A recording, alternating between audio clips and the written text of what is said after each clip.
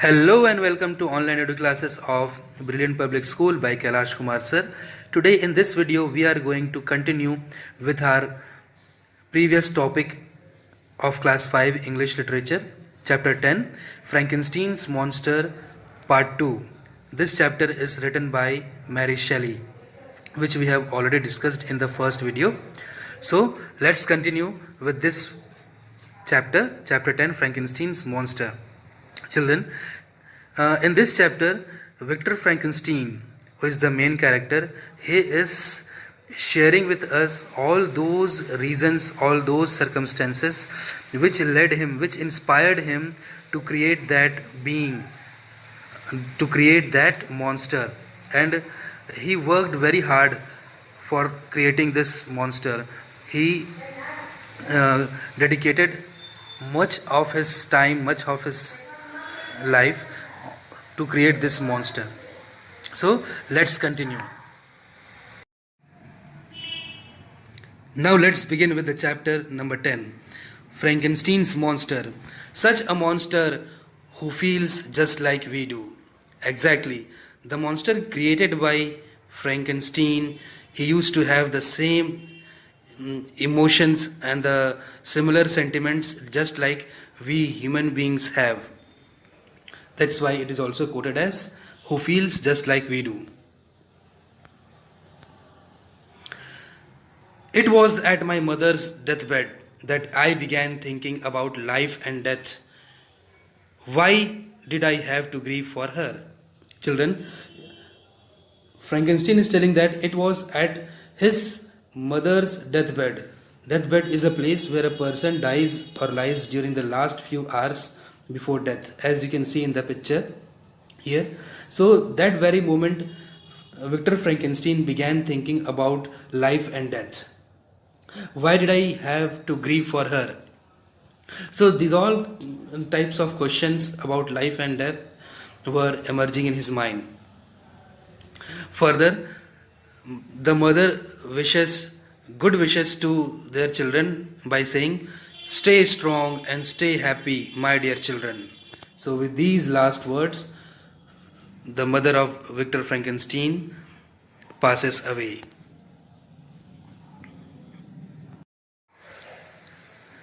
It wasn't long before I left and attended college in Ingolstadt. Ingolstadt is a place where Victor Frankenstein used to attend college for his higher studies. I thirsted for knowledge. Yes, Frankenstein also thirsted for knowledge. He always studied new books, the books from which he can gain more knowledge for his quest. I needed to know the secret to life.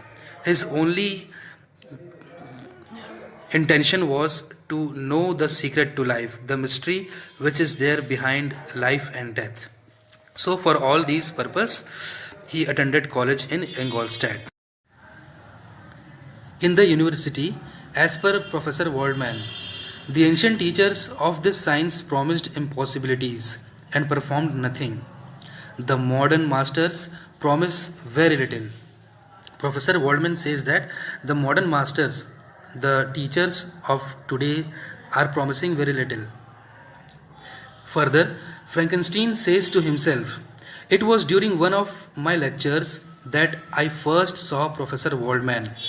I was enthralled, I was fascinated, I was too much attracted by his speech."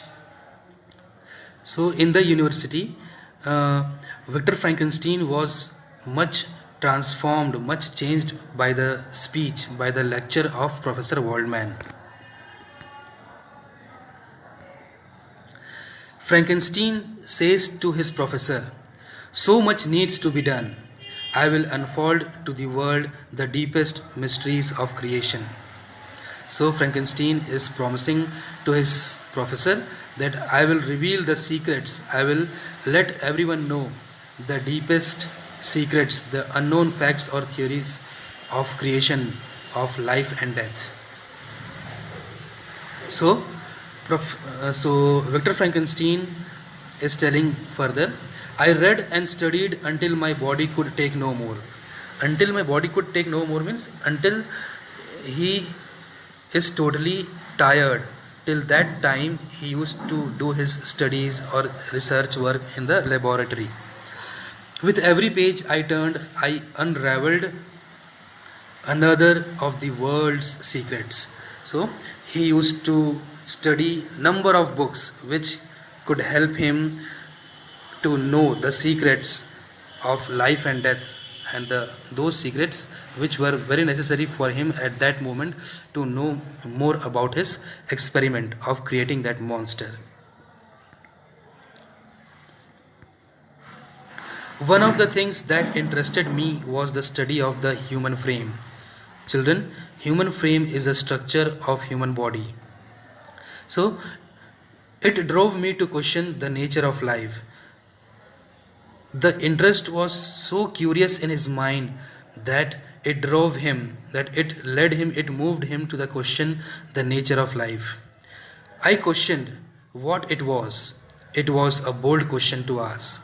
Yes, right, children. It was a question which was very bold, which was very important for him to ask. It was bolder to think that I could create it, and it was very challenging part for him that he could create that monster. For months I toiled. Toiled means he worked very hard. For months I toiled until at last I figured it out. My calculations were right. So whatever assumptions, whatever experiments he performed by his studies and research work were absolutely right as per him. It was time for me to do what I had put off for too long. Now it was time for him to create that monster, because till now he was only busy in his studies and research work, but now he is practically performing the same things and creating that monster by combining different body parts of different creatures. For months I toiled, acquiring all that I needed to create life. So for many months, for many weeks, he worked too much hard to attain, to get all those things, all those knowledge and information which needed to create life.